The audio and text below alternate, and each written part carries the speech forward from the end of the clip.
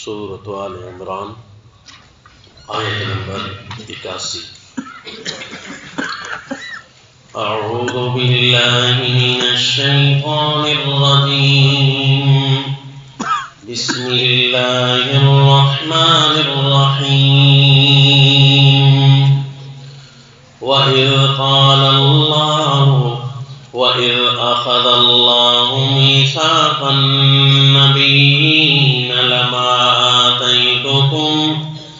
لَمَا آتَيْتُكُم مِّن كِتَابٍ وَحِكْمَةٍ ثُمَّ جَاءَكُمْ رَسُولٌ مُّصَدِّقٌ لِّمَا مَعَكُمْ لَتُؤْمِنُنَّ بِهِ وَلَتَنصُرُنَّهُ قَالَ أَقْرَرْتُمْ وَأَخَذْتُمْ عَلَىٰ ذَٰلِكُمْ إِصْرِي قَالُوا أَقْرَرْنَا قَالَ فَاشْهَدُوا وَأَنَا مَعَكُمْ مِنَ الشَّاهِدِينَ۔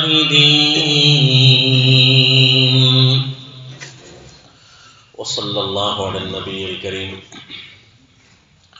سلسلہ واقعات آخرت میں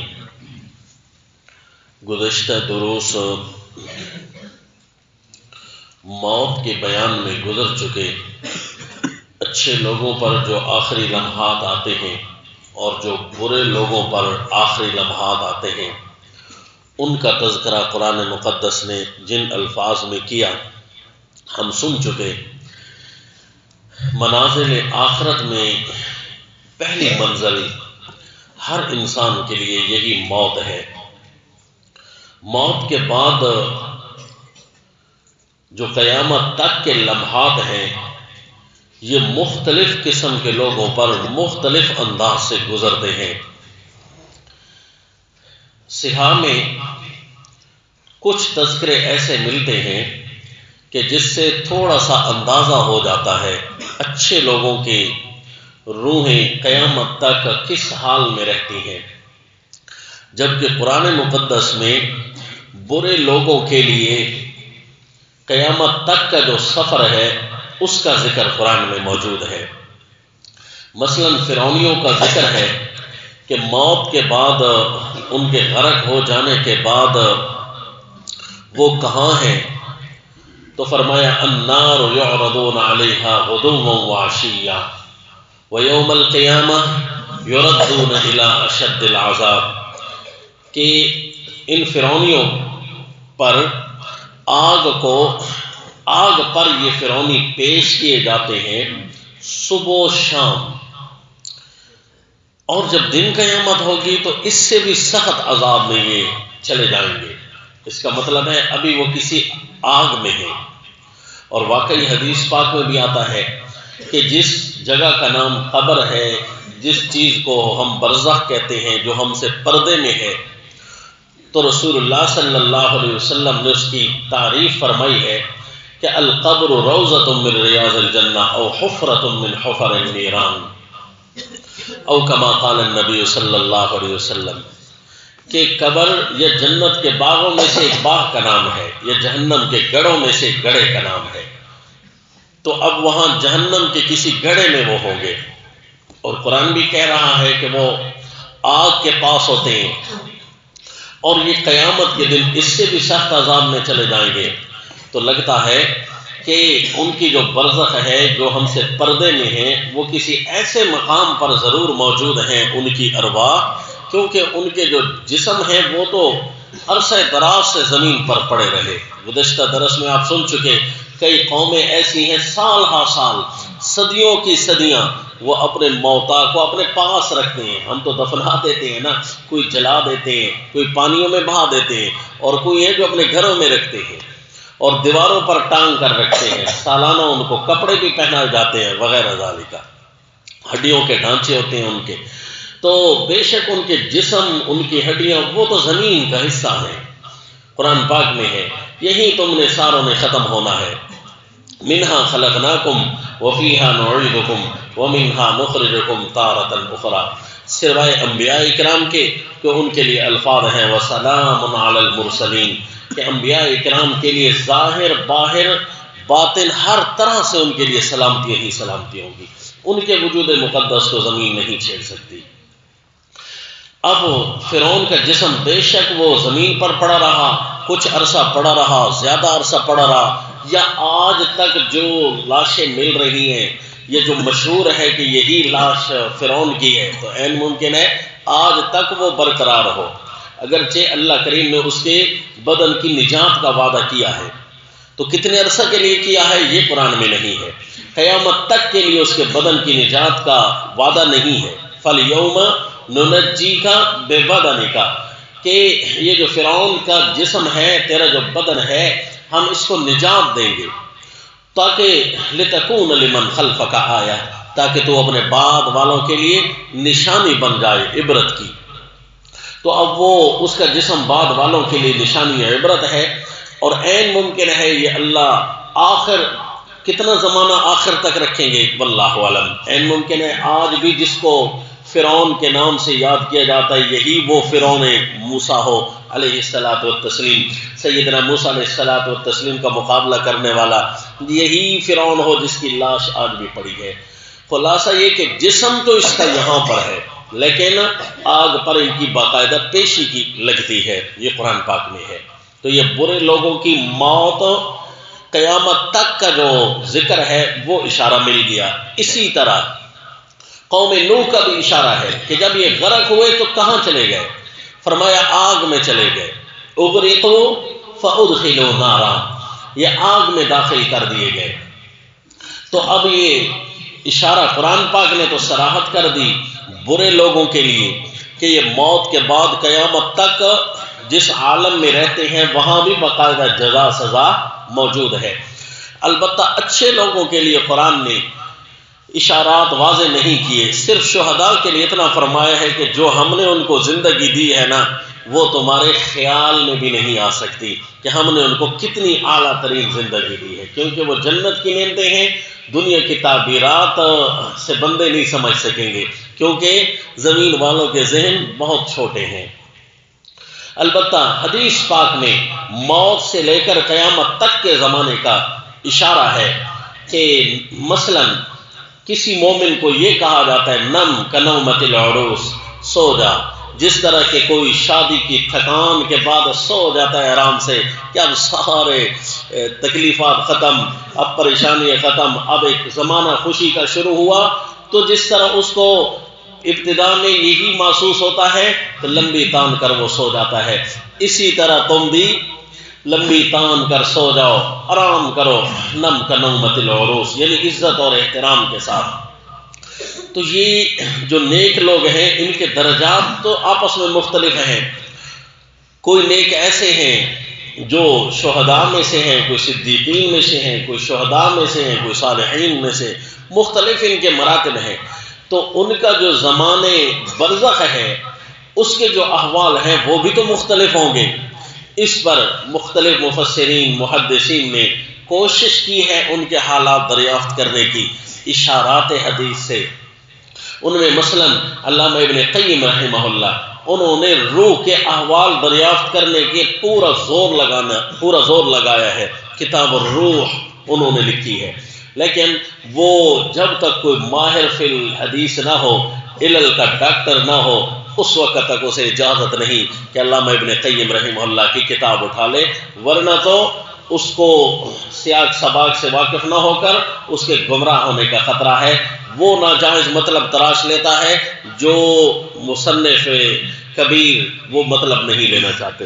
بہرحال روح کے ساتھ کتنے احوال پیش آتے ہیں، جیسے ہی کوئی یہاں سے نکلے گا اس کی حیثیت ایسی ہوگی قید خانے سے جیسے کوئی باہر نکلتا ہے، قید خانے کے اندر رہ کر تو تصورات کی دنیا میں ڈوبا رہ سکتا ہے، باہر کی گرمی یوں ہوگی، باہر کی سردی یوں ہوگی، بہار و خزاں یوں گزر رہی ہوگی، نشیب و فراز یوں ہوں گے، اتار چڑھاؤ یوں ہوں گے، خوشیاں غمیاں یوں ہوں گی، وہ طرح طرح کی سوچوں میں ڈوبا رہے گا، لیکن جیسے ہی باہر نکلتا ہے اسے مکمل احساس ہو جاتا ہے کہ اچھا یہاں کی زندگی یوں ہوتی ہے، کیونکہ وہ تو قید میں رہا ہے۔ تو اسی طرح ہم یہاں پر صرف اور صرف احادیث کے مزے تو لے سکتے ہیں، قرآن پاک کی آیتوں کے مزے تو لے سکتے ہیں، لیکن ہماری زمین بہت چھوٹی ہے۔ جیسے ہی کوئی یہاں سے نکلے گا سارے حال احوال سے وہی واقف ہونے شروع ہو جائیں گے جو ان کے ساتھ پیش آئیں گے۔ کوئی سو رہا ہوگا تو کوئی جنت میں عیش و عشرت کر رہا ہوگا، مثلا شہداء ہیں تو انہیں نہیں کہا جاتا کہ نم کا نومت العروس، انہیں کہا جاتا ہے ساری جنت تیرے لیے فری ہے، جہاں مرضی تو رہ، جہاں مرضی تو بیٹھ، جہاں مرضی تو کھا پی۔ تو وہ سارے جنت میں ان کو پرندوں کی سواریاں ملتی ہیں، سواریوں پر سوار ہو کر وہ جنت کی سیر شروع کر دیتے ہیں۔ تو اس سے ثابت ہوا مومنین کے جس طرح درجات اور نیکیاں آپس میں متفاوت ہیں، مختلف ہیں، الگ الگ ہیں، اسی طرح ان کے ساتھ جو احوال پیش آتے ہیں وہ بھی الگ الگ ہیں۔ کوئی ایسے ہوں گے جن کو اللہ تعالیٰ عبادات ان کے ذمے، عبادات میں ان کے لیے لذت ڈال دیں گے، جس طرح کہ امام الانبیاء صلی اللہ علیہ وسلم نے سیدنا موسیٰ علیہ السلام کو ان کی جنت کے باغوں میں سے کے ایک باغ میں دیکھا، وہ ان کی قبر مبارک تھی کہ میں نے دیکھا معراج کے موقع پر کہ وہ نماز پڑھ رہے تھے۔ تو ظاہر ہے وہ جنت کے باغ میں ہی نماز پڑھ رہے ہوں گے، کیونکہ حدیث کے اندر الفاظ ہیں عند کثیب الاحمر، سرخ ٹیلے کے پاس۔ تو زمین میں سرخ ٹیلے نہیں ہوتے، سرخ مائل ہو سکتے ہیں یا مٹیالے ہو سکتے ہیں، جی سفید ہوتے ہیں۔ اس قسم کے جو ٹیلے ہیں وہ سرخ وہاں نہیں ہیں جہاں کے لیے مشہور ہے۔ تو یہ اشارہ ہے کہ وہ ان کا کو برزخ ہوگی، ان کی اپنی قبر ہے وہیں پر۔ تو انبیاء اولیاء جتنی لذات سے متمتع ہوتے ہیں نا عبادات کے ذریعے، تو وہ انہی کے لیے ہے۔ اسی طرح سیدنا عیسیٰ علیہ الصلوۃ والتسلیم اپنے وجود مقدس کے ساتھ وہیں موجود ہیں جہاں دیگر انبیاء کرام موجود ہیں۔ سیدنا ابراہیم علیہ الصلوۃ والتسلیم وہاں اپنی مصروفیات میں مصروف تھے۔ سیدنا موسیٰ علیہ السلام دیگر انبیاء کو آپ صلی اللہ علیہ وسلم نے دیکھا۔ غرض سارے سو نہیں جاتے، ساروں کو نہیں کہا جاتا نم کا نومت العروس، ہر ایک کو اس کے درجہ کے مطابق عیش و عشرت دی جاتی ہے۔ بس دعا کریں یہاں سے جیسے ہی ہماری روانگی ہو ایسی لذات شروع ہو جائیں کہ جو ہمارے تصورات میں آتی جائیں وہی ہمیں نصیب ہوتی جائیں۔ آمین کہہ لیجیے، کیونکہ وہ سفر بڑا لمبا ہے۔ اگر تو ہمیں سلا کر گزارا گیا تو پھر تو پتہ ہی نہیں چلے گا انشاءاللہ، پھر بھی خوشی ہے، اور اگر جگا کر گزارا گیا تو یوں سمجھیے کہ پھر تھوڑی بہت پریشانیاں نہ ہو بلکہ وہاں خوشیاں ہی خوشیاں ہوں، کیونکہ تھوڑی بہت بھی پریشانیوں میں اگر ڈال دیا گیا اللہ رحم فرمائے ہمارے اعمال کی بدولت، بس تمہارے لیے یہی سزا ہے۔ تو ایسا نہ ہو، اللہ کرے ہمیں خوشیاں ہی خوشیاں ملیں۔ جس طرح آج ہم دنیا میں متفاوت درجات رکھتے ہیں، ایک ہی شہر میں رہ کر، ایک ہی جگہ پر رہ کر، ایک ہی گھر میں رہ کر کوئی بہت زیادہ خوش ہے تو کوئی بہت زیادہ پریشان ہے، کوئی تھوڑی خوشیوں میں ہے، کوئی زیادہ خوشیوں میں ہے۔ اسی طرح عالم ارواح میں پہنچ کر درجات کے مطابق وہاں فیصلے ہوں گے، تو نے کیسے رہنا ہے، تو نے کیسے رہنا ہے وغیرہ ذالک۔ البتہ جب جنت میں داخلہ ہوگا تو وہاں غم یا نام کی چیز بھی نہیں ہوگی، کیونکہ اس کے لیے ذکر ہے قرآن پاک میں۔ جیسے ہی جنت میں داخل ہوں گے کہیں گے الحمدللہ الذی اذهب عنا الحزن ان ربنا لغفور شکور۔ اس کا مطلب ہے غم وہاں جا کر ختم ہونے ہیں انشاءاللہ، اور جنت میں پہنچ کر یہ خیال آئے گا لا یمسنا فیہا نصب ولا یمسنا فیہا لغوب، ہمیں غم بھی نہیں آئیں گے، ہمیں تھکاوٹیں بھی اب نہیں آئیں گی، ہمیں کوئی دکھ بھی یہاں نہیں چھوئیں گے۔ البتہ عالم برزخ کے بارے میں کچھ نہیں کہا جا سکتا کہ وہاں کیا ہونا ہے، اتنا بھی وہاں ہوتا ہے۔ حدیث پاک میں آیا حضرت سعد رضی اللہ تعالیٰ عنہ کے بارے میں کہ ان کو جب سوال جواب کی چیک پوسٹ سے گزارا جا رہا تھا، فرشتوں کے پاس جب سے گزرے وہ سوال جواب جو عالم برزخ کے ہونے ہیں، تو انہیں گھبراہٹ سی محسوس ہوئی، جو بطور معجزہ کہ آپ صلی اللہ علیہ وسلم کو بتا دیا گیا کہ وہ تھوڑا گھبرا رہے ہیں، حالانکہ انہیں گھبرانا نہیں چاہیے کہ وہ صحابی رسول ہیں رضی اللہ تعالی عنہ۔ ابتداء تھوڑی سی گھبراہٹ تو آ ہی جاتی ہے، تو پھر اللہ کے نبی نے دعا کی کہ میرے ساتھ کے لیے تثبیت مانگو، صلی اللہ التثبیت، ان کے لیے تثبیت مانگو، یعنی پکا ہونا مانگو. اگرچہ وہ پکے ہی تھے لیکن رسول اللہ صلی اللہ علیہ وسلم کی دعا مزید آ گئی. ظاہر ہے جی کوئی جیسے ہی امتحان حال میں جاتا ہے تو کچھ تو گھبراہٹ ہوتی ہے نا کہ ابھی سوال جواب پیش ہونے ہیں وغیرہ ذالکہ. تو اللہ کریم کسی کو اتنا بھی دکھ نہ دے. اس کا مطلب ہے برزخ میں پہنچ کر یہ وعدے نہیں ہیں. برزخ میں کچھ بھی ہو سکتا ہے. اللہ نہ کرے ہمیں تو یہ ڈر لگتا ہے. اللہ نہ کرے کہ برزخ میں جب ہم پہنچیں ہمارے حال اسی طرح ہو جائے. بس ٹھیک ہے بھئی تم جس طرح دنیا میں تھے اس طرح تمہیں رکھ دیا جائے قیامت تک کے لیے. تمہارے لیے صبح شام بھی ہوں گی, تمہیں دکھ بھی نہیں ملے گا, گرمی سردی اس کے مطابق آئیں گی. تو کیا خیال ہے دنیا والی زندگی کافی ہے وہاں؟ ایسے مومن اور موحد کو وہ کہیں گے یا اللہ دنیا میں تو بڑے غم تھے, اب وہ زندگی یہاں نہ دے, بس اتنی بھی ہمیں سزا نہ دے. جی تو اس کا مطلب ہے عالم برزخ کے احوال کوئی گننے میں نہیں آتے, بہت زیادہ احوال ہیں. اللہ کریم ہمیں خوشی نصیب فرمائے. تو وہاں یہ موت سے لے کر قیامت تک کے مناظر, کچھ کا قرآن میں ذکر تو کچھ کا حدیث میں ذکر ہے. یہ تو تھی موت کی باتیں. اب جب دنیا فوت ہوتی رہے گی, نئے پیدا ہونے والے ہوتے رہیں گے, قیامت تک یہ سلسلہ تو جاری رہے گا. البتہ کچھ ایسے کام ہیں جو قرآن نے گنے ہیں کہ قرب قیامت کیا کیا واقعات ہونے ہیں. زیادہ تر تو احادیث نے شمار کیے ہیں لیکن کچھ ایسے ہیں جو قرآن نے شمار کیے ہیں. ان میں سے ایک ہے سیدنا عیسیٰ علیہ الصلوۃ والتسلیم کی واپسی. یہ قرب قیامت ہونی ہے. اس کا اشارہ سورہ الزخرف کی آیت میں ہے وَإِنَّهُ لَعِلْمٌ لِلسَّاعَةِ فَلَا تَمْتَرُنَّ بِهَا. سیدنا عیسیٰ علیہ الصلوۃ والتسلیم قیامت کی نشانیوں میں سے. اور آپ کو پتہ ہے سورہ زخرف کا جو دعویٰ ہے وہ کیا ہونا چاہیے جی؟ النعمت الالہیہ سورہ زخرف کا دعویٰ ہے. تو سورہ زخرف میں اللہ نے اپنی نعمتیں مومنوں کو یاد دلائی ہیں. تو سیدنا عیسیٰ علیہ السلام مومنین کے لیے بہت بڑی نعمت ہوگی. تو اس لیے اللہ نے اس صورت میں تذکرہ کیا کیونکہ دجال کو مارنے کے لیے, کفر کا علاج کرنے کے لیے اور کوئی پیدا ہی نہیں ہو رہا. اللہ کیا بنے گا؟ تو اس وقت مومنوں کی خوشنودی کے لیے اللہ ایک تحفہ مومنوں کے پاس سیدنا عیسیٰ علیہ الصلوۃ والتسلیم کی شکل میں بھیجیں گے. اس کا تذکرہ قرآن پاک کی مختلف آیتوں میں ہے. واقعات سیدنا عیسیٰ علیہ الصلوۃ والتسلیم کے جہاں درس میں ہم نے پڑھے تھے وہاں پر تقریباً 6 کے قریب ہم نے مختلف دروس میں سیدنا عیسیٰ علیہ الصلوۃ والتسلیم کے ان واقعات کو ذکر کیا تھا. اب چیدہ نظر دوڑائیے جی کہ سیدنا عیسیٰ علیہ الصلوۃ والتسلیم آپ کی واپسی بھی قرآن کے حکم سے طے ہے. مثلا سورہ آل عمران دیکھ لیجئے, آیت نمبر 55 میں فرمایا اعوذ باللہ من الشیطان الرجیم بسم اللہ الرحمن الرحیم اذ قال اللہ یا عیسیٰ انی متوفیک ورافعک الی ومطہرک من الذین کفروا وجاعل الذین اتبعوک فوق الذین کفروا الی یوم القیامہ.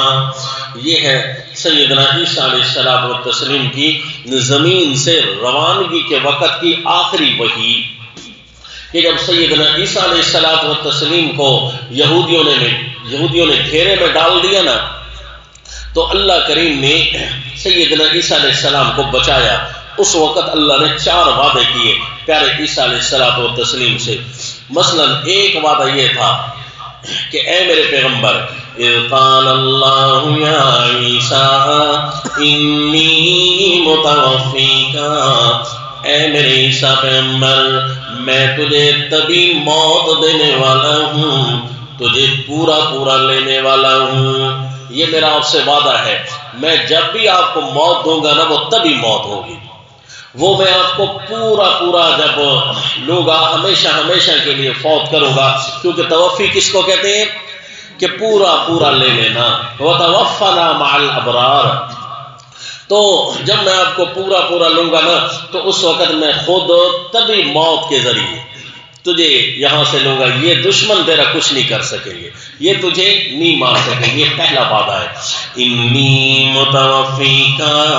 دوسرا وعدہ، اے اللہ مجھے کیسے بچائے گا ان ظالموں سے، یہ تو آ چکے ہیں، حملہ آور ہونے والے ہیں، گھیرا ڈال چکے ہیں۔ اے اللہ فرمایا ورافعک الیہ، اے میرے پیغمبر ان کے گھیرے کو توڑنے کی ضرورت ہی نہیں پڑے گی، میں اللہ تجھے اوپر کی جانب اٹھا لوں گا۔ رافعک الیہ، کیونکہ جی اللہ تو ہر طرف موجود ہے، لیکن سمت رفع تو ایک ہی ہے نا، دائیں بھی ہیں، بائیں بھی ہیں، اوپر بھی ہے، نیچے، ہر جگہ اللہ کریم موجود ہے، لیکن سمت رفع تو ایک ہی ہے نا۔ اس سے منکرین حدیث یہ نہیں کہہ سکتے کہ رافعک الیہ کہ اللہ نے اوپر کو اٹھا لیا تو اللہ تو صرف ایک جگہ ہوئے پھر، نہ جی نہ، سمت تو ایک ہی ہوتی ہے نا، کیونکہ ہمارے ہاں جہات ستہ جو ہیں تو ان میں سے سیدنا عیسیٰ علیہ السلام ہر جہت کو تو جا نہیں سکتے، یہ لا تو ہے نہیں، یہ تو بندے ہیں نا، تو اس لیے اللہ نے ان کے ساتھ جو وعدہ کیا کہ رافعک، جس جہت سے آپ کو بچاؤں گا وہ اوپر والی جہت ہوگی، یعنی اوپر کی طرف لے جاؤں گا۔ ورافعک الیہ، اے میرے پیغمبر میں آپ کو تبھی موت دینے والا ہوں اور آپ کو اپنی جانب اوپر کی طرف اٹھانے والا ہوں۔ ومطہرک من الذین کفروا، اللہ یہ رفع والا وعدہ کب ہوگا؟ کیونکہ اب تو یہ بس حملہ آور ہونے والے ہیں، گھر میں داخل ہونے والے ہیں۔ فرمایا میرے پیغمبر تیسرا وعدہ، وَمُطَهِّرُكَ مِنَ الَّذِينَ كَفَرُوا، آپ کے مبارک اور پاک جسم کو میں کافروں کا ناپاک ہاتھ بھی نہیں لگنے دوں گا، آپ کے جسم کو پاک رکھوں گا، ٹچ بھی نہیں کر سکیں گے میرے پیغمبر۔ وَمُطَهِّرُكَ مِنَ الَّذِينَ كَفَرُوا، جیسے ہی یہ حملہ آور ہونے لگیں گے میں اللہ آپ کو اوپر کی جانب اٹھا دوں گا۔ تو یہ تو خوشی آ گئی، بچ گیا، اللہ میرے بعد والوں کا کیا بنے گا؟ تو فرمایا وَجَاعِلُ الَّذِينَ اتَّبَعُوكَ فَوْقَ الَّذِينَ كَفَرُوا إِلَى يَوْمِ الْقِيَامَةِ، اور بناؤں گا آپ کے متبعین کو، سچے متبعین ہو، آپ کے متبعین کو بچاؤں گا فوق الذین کفروا، انہیں بناؤں گا کافروں کے اوپر، ہمیشہ کافروں سے بلند رکھوں گا، کافر ان کے سامنے ذلیل رہیں گے اور وہ بلند و بالا رہیں گے۔ جاعل الذین اتبعوک فوق الذین کفروا الی یوم القیامہ، یہ میرا وعدہ قیامت کے دن تک ہے، اور اسی کو میرے نبی صلی اللہ علیہ وسلم نے بھی فرمایا، لا تزال طائفۃ من امتی ظاہرین علی الحق، ہمیشہ میری امت میں سے ایک جماعت ایسی رہے گی، کیونکہ امت محمد صلی اللہ علیہ وسلم ہی ہے نا جو سیدنا عیسیٰ علیہ السلام کے سچے تابع دار ہیں، کیونکہ پہلے تو وہ تھے جو سیدنا عیسیٰ علیہ السلام پر ایمان لائے تھے، اور ابھی تک ہمارے نبی صلی اللہ علیہ وسلم کی امت نہیں آئی تھی۔ جب اللہ کے نبی کی امت آئی تو انہی کے تابعین، انہی کے متبعین وہ آپ صلی اللہ علیہ وسلم پر ایمان لے کر آئے، پھر جو ساری امت ہے آپ صلی اللہ علیہ وسلم کی، وہ سیدنا عیسیٰ علیہ الصلوۃ والتسلیم پر ایمان لے کر آئے کہ واقعی وہ اللہ کے سچے پیغمبر ہیں۔ تو اصل تو وارث یہ ہوئے، اور پھر آخر زمانے میں یہ اسی امت کے آ کر کمان بھی سنبھالیں گے، پھر یہی امت متبع بنے گی۔ تو سمجھ لیجئے کہ اصل متبع مسلمان ہیں، تو مسلمان غالب رہیں گے قیامت تک کافروں پر۔ کون رہیں گے جی؟ مسلمان جو تابع دار ہوں گے۔ تو اس کا مطلب ہے کسی بھی جگہ اگر مسلمان غالب نہیں ہے تو اتباع میں کمی تو ہے۔ سب سے بڑی کمی تو ہمیں اپنے اندر یہی نظر آ رہی ہے کہ کیا نظر آ رہی ہے جی؟ کہ قرآن پڑھنے والے کو بھی قرآن نہیں آتا، اللہ یعوذ باللہ، یعنی جس کو دعویٰ ہے کہ مجھے قرآن آتا ہے اس کو بھی نہیں آ رہا، اور اقامت دین کی حدود سے پوری واقفیت بھی نہیں ہے، یعنی گھر میں رکھے ہوئے جانور کے حقوق کا پورا پتہ نہیں ہے، تو انسانوں کے حقوق کا اور دین کے حقوق کا اور مسجد مدرسہ قرآن کے حقوق کا کیسے پتہ ہوگا؟ اتنی جہالت ہے تو سمجھ لیجئے کہ کہیں نہ کہیں ہمارا جسم بیمار ہے، ہماری روح بیمار ہے. ہم کافر نہیں ہیں، ہم ایمان کا دعویٰ رکھتے ہیں. منافق نہیں ہے کیونکہ منافق اندر کا بے ایمان ہوتا ہے. ہم اپنے اندر سے بھی اللہ کے ساتھ محبت رکھتے ہیں، لیکن مریض بن سکتے ہیں. اللہ پاک معاف فرمائے، کیونکہ اللہ نے ایک درجہ اور بھی ذکر کیا ہے 3 جماعتوں کے ساتھ: مومن، کافر، منافق اور مریض. تو جتنا کوئی مریض ہوگا پھر وہ مریض کو اتنا اہل نہیں ہوتا سیدنا عیسیٰ علیہ السلام کے متبع ہونے کا. اگر روحانی طور پر صحت یاب ہو بندہ تو وہ سیدنا عیسیٰ علیہ السلام کا متبع کہلوائے، اور اگر وہ بیمار ہو تو پھر اللہ کریم اسے سیدنا عیسیٰ علیہ السلام کی فوج میں داخل بھی نہیں ہونے دیتے. اللہ کریم فرماتے ہیں کہ لو اراد الخروج لأعدوا له عدة ولكن كره الله بعاثهم. اگر یہ واقعی نکلنا چاہتے باہر، اللہ کے دین کے لیے اپنی جان کو پیش کرنا بھی چاہتے تو کچھ تیاریاں تو کرتے نا. تیاریاں پھر کیسی ہوتی ہیں؟ وہ تیاریاں تو قرآن بتائے گا، جبکہ قرآن تو نہیں آ رہا. اللہ تعالیٰ معاف فرمائے. جی قرآن آئے گا تو تیاریوں کا بھی پتہ چلے گا. حقیقی تیاری کسے کہتے ہیں اس کا بھی پتہ چلے گا. اور جب حقیقی تیاری ہوگی تو پھر انشاءاللہ ساری کی ساری ریکوائرمنٹ پوری ہوگی. جو تقاضے ہیں سارے کے سارے وہ پورے ہوں گے. جب تقاضے پورے ہوں گے تو انشاءاللہ اللہ کریم پھر ہمارے نکلنے کو پسند فرمائیں گے. یہ نہیں ہوگا کہ وَلَٰكِن كَرِهَ اللَّهُ بِعَاثَهُمْ، تمہارے اٹھنے کو بھی اللہ ناپسند سمجھتا ہے. اللہ یعوذ باللہ.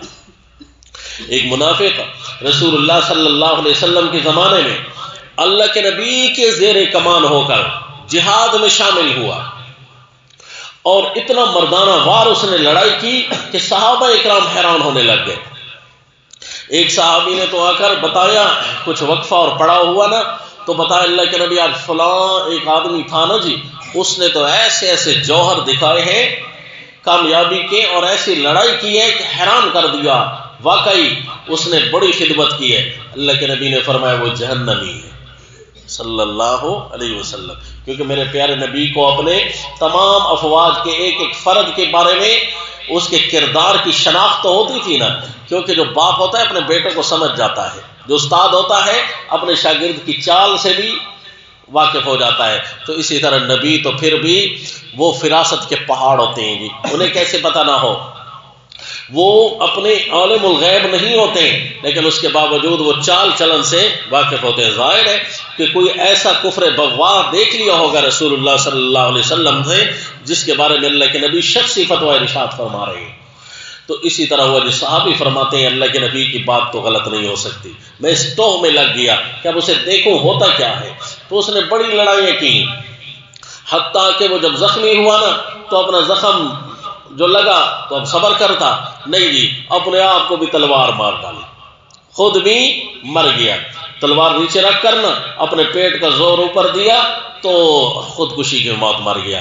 رسول اللہ صلی اللہ علیہ وسلم کے اس بات پر یقین جب صحابی کو آیا عین الیقین، تو آ کر آپ صلی اللہ علیہ وسلم کو بتایا جی واقعی اسی طرح ہوا. وہاں سے پھر صحابہ اکرام نے آپ صلی اللہ علیہ وسلم کے اس فرمان مقدس کو یاد کیا، ان اللہ لیؤید ھذا الدین بالرجل الفاجر. عین ممکن ہے وہ کسی اور غصے میں آ کر لڑ رہا ہو کہ آج مسلمانوں کے ساتھ ہو لوں اور ان سے بدلہ لوں. عین ممکن ہے اس کی کوئی حمیت قومیہ موجود ہو یا کوئی ذاتی دشمن دوسری طرف موجود ہو. اس نے کہا آج تو پھر ان کے ساتھ میں دیکھ لیتا ہوں، لیکن وہ اسلام کے لیے تو نہیں لڑ رہا تھا. تو اس لیے جی مردود ہو گیا اللہ کے نبی کی زیر کمان رہتے ہوئے. تو آج اگر کوئی کہے کہ میں موحد ہوں، میں موحدوں کی جماعت کے ساتھ رہتا ہوں، ان کی جھنڈے تلے موجود ہوں، اس کا مطلب ہے اسے پورا خطرہ رکھنا چاہیے. کہیں ایسا نہ ہو کہ اللہ کی طرف سے میرے اوپر فتویٰ صادر نہ ہو چکا ہو، میں کسی کفر میں نہ مصروف ہوں یا اتنے بڑے گناہ میں مصروف ہوں والعیاذ باللہ جو میرے ایمان کو کھوکھلا کر دے. اس لیے جاعل الذین اتبعوک کا فیصلہ تو سچا ہے، اور یہ جماعت واقعی ہر علاقے میں کہیں نہ کہیں موجود رہے گی، زمین کے کسی نہ کسی حصوں میں موجود رہے گی. لا تزال طائفۃ من امتی ظاہرین علی الحق، کیونکہ اللہ نے ان کے بارے میں فرمایا جاعل الذین اتبعوک فوق الذین کفروا. اور آپ دیکھ رہے ہیں اس وقت کفر کتنی ترقی کر چکا ہے بظاہر اپنے معاملات کے اندر، اپنے مادی اسباب میں رہتے ہوئے کتنی ترقی کر چکا ہے، لیکن اسے خوف کیا ہے؟ کروڑوں اور اربوں کا بجٹ صرف اور صرف اپنی سیکیورٹی پر خرچ کرتا ہے، پیسے اتنے کھاتا نہیں ہے جتنے اپنی سیکیورٹی اداروں کو پیسے دیے جاتے ہیں، اتنے خرچ کرتے ہیں۔ خوف کس کا ہے جی؟ جہاد کا خوف ہے۔ یاد رکھو، کفر ہماری نمازوں سے نہیں ڈرتا، کفر ہمارے حج و زکات سے نہیں ڈرتا، کفر صرف اور صرف ڈرتا ہے کہ یہ سیدنا عیسیٰ علیہ السلام کی کمان میں داخل ہو کر کہیں دجالوں کو ختم نہ کر دے، یہ جہاد سے ڈرتا ہے۔ اس لیے تسبیح کا انکار نہیں، لیکن وہ تسبیح جو جہاد میں رکاوٹ کا باعث بنے پھر وہ تسبیح نہیں ہے۔ یاد رکھیں، مومن کی شان یہ نہیں تھی کہ اس کے ہاتھ میں سگریٹ ہوتی یا اس کے ہاتھ میں تسبیح ہوتی، بلکہ اس کی شان تو کوئی اور ہے کہ کفر اپنے محلات میں بیٹھ کر بھی یہ کانپتا ہوا رہے، کیونکہ جی ہم سیدنا عیسیٰ علیہ السلام کے تابع دار ہیں۔ گاڑی بھی چلانا سیکھے نا، سائیکل بھی چلانا سیکھے نا، نیت یہ کریں کہ میں راہ جہاد کی سواری استعمال کر رہا ہوں، وہاں کچھ ضرورت آئے گا۔ ٹینک بھی تو آپ نے چلانے ہے کہ نہیں؟ انشاءاللہ نہیں کہتے بھئی، اگر ایک ہی بازو ہو تو اس کے ساتھ بھی آپ ٹینک تو کم از کم چلا ہی سکتے ہیں، وہ آسان ہوگا آپ کے لیے انشاءاللہ۔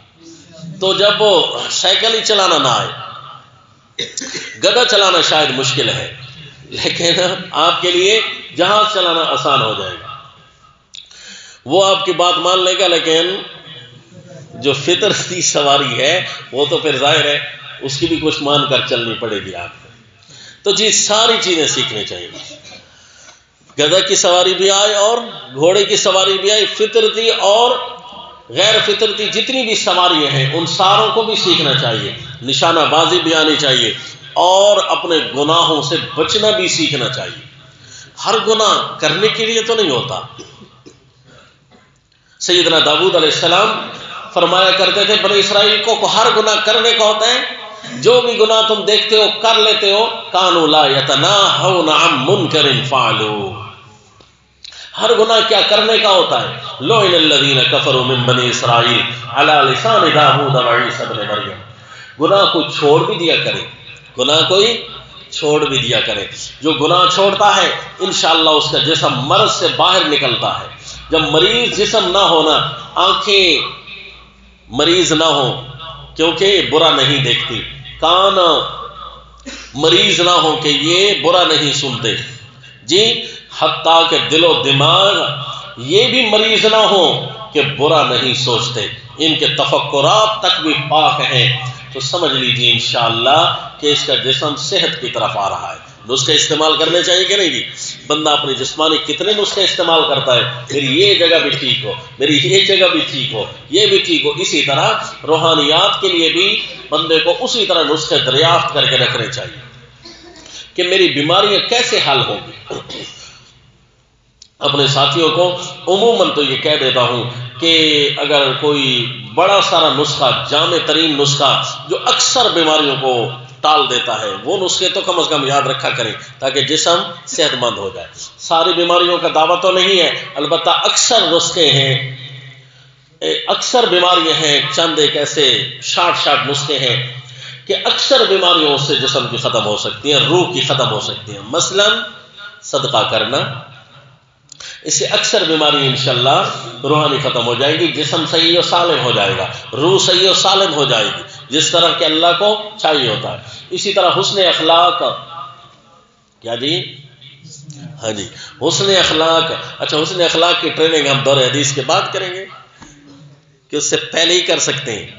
تو یاد رکھنا، حسن اخلاق اس آدمی کے ساتھ نہیں ہوتا کہ جو ہفتے میں ایک دفعہ ملے، جو مہینے میں ایک دفعہ ملے، جو سال میں ایک دفعہ ملے، تو اس کے ساتھ حسن اخلاق مجبوری ہی ہوتا ہے، ورنہ تو اس کے ساتھ اگر مل کر اس کا پہلی ملاقات میں اگر کوئی ایسا حال کر دیا تو وہ ٹھیک ٹھاک ہماری بارے میں تاثر قائم کر سکے گا کہ یہ کتنا تبخیری ہے کہ سال والے کے بعد نہیں چھوڑ رہا مجھے، تو جو روزانہ اس کے ساتھ رہتے ہیں تو ان کو کیا کہتا ہوگا یہ۔ تو جی اخلاق کا پتہ اس کے ساتھ چلتا ہے جس کے ساتھ آپ روزانہ رہتے ہیں، جو آپ کا کولیگ ہو، جو آپ کا ہم نشین ہو، جو آپ کا صاحب بالجنب ہو، جو ساتھ بیٹھنے والا ہو، جو پڑوسی ہو، جو اہل عیال ہو، جو قریبی رشتہ دار ہو، والدین ہو، اعزاء و اقارب ہو، ان کے ساتھ حسن اخلاق کا پتہ چلتا ہے۔ تو حسن اخلاق کو انشاءاللہ استعمال کرنے سے اس نسخہ میں روح صحیح و سالم ہو جائے گی، اور اسی طرح صدقہ کرنے سے روح صحیح و سالم ہو جائے گی، اور کثرت سے استغفار کرنے سے انشاءاللہ بہت ساری بیماریاں دھلنی شروع ہو جائیں گی۔ یہ تو ہے نا اوپر کے نسخے زائد، جس طرح ہمیں کھانا پینا تو روز کا کھانا ہی پڑتا ہے نا، وہ تو مجبوری ہے بھائی، صبح بھی کھانا ہے، دوپہر کو بھی کھانا ہے، رات کو بھی کھانا ہے، یہ تو اسپیشل خوراک ہے ہی صحیح ہماری، یہ ضروری ہے۔ ایکسٹرا بھی ہم کچھ انٹرٹینمنٹ کرتے ہیں، کچھ زائد چیزیں بھی کھا لیتے ہیں، تو یہ ہے وہ زائد چیزیں۔ جو روزانہ کی خوراک ہے وہ تو پھر کھانی ہی ہے نا جی، مثلاً قرآن ہے، جو فرائض ہیں، جو نماز ہے، جو چیزیں ہیں وہ تو استعمال کرنی ہے۔ یہ تو آپ کا ایکسٹرا نسخہ بتا رہا تھا، یعنی صدقہ، استغفار، حسن اخلاق، یہ چیزیں تو ویسے ہی کرنی ہے۔ اسی طرح ایک نیت ہے، حسن نیت کے ساتھ، اور اسی طرح 5 ٹائم کی نمازیں ہیں۔ یہ 5 نسخے ایسے ہیں، 5 انگلیوں کو گن کر، کہ یہ جسم کو اکثر، روح کو اکثر ٹھیک کر دیتے ہیں انشاءاللہ۔ سیدنا عیسیٰ علیہ الصلوۃ والتسلیم کی صف میں ہم داخل ہو جائیں گے۔ تو سیدنا عیسیٰ علیہ الصلوۃ والتسلیم کب تشریف لائیں گے؟ قرب قیامت تشریف لائیں گے۔ تو اس کا کچھ حصہ باقی رہ گیا ہے، وہ انشاءاللہ آئندہ درس میں۔ وما علینا الا البلاغ۔ الحمدللہ۔